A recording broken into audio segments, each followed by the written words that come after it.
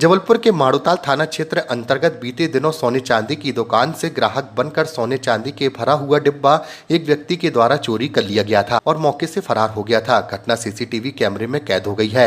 Madhotal police के द्वारा CCTV footage के आधार पर अज्ञात चोर की तलाश की जा रही है, जिसे जल्द ही गिरफ्तार किया जाएगा।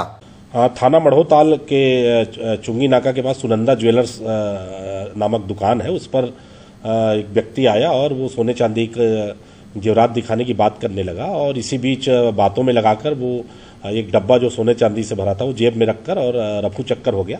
बाद में जब दुकान वाले ने अपना मिलान किया तो उसमें वो डब्बा उसको कम मिला। लगभग उसमें 6 लाख रुपए की ज्वेलरी थी। इस सूचना पर थाना माड़ोताल में अपराध दर्ज कर लिया गया है।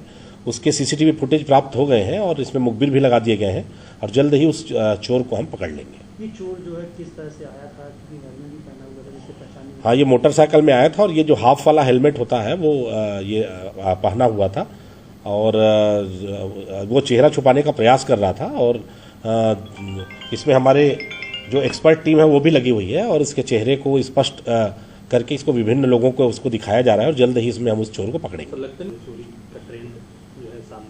पिछले कई दिनों से ये विभिन्न जो घटनाएं हुई हैं उसमें हेलमेट का प्रयोग हुआ हो, चाहे खितौला हो चाहे गढ़ा हो। इसमें केवल कारण एक ही है कि वो अपने आप की पहचान को छिपाते हैं। लेकिन चूंकि टेक्नोलॉजी इतनी सारी आ गई है या फिर जगह जगह आजकल इतने सीसीटीवी लगे हुए हैं कि अपराधी कितना भी अपने आप को छिपा ले, कहीं न कहीं उसका चेहरा सामने आ ही जाता है और पुलिस भी इसी दिशा में प्रयास कर रही है और जल्द ही उसकी गिरफ्तारी सुनिश्चित की जाएगी।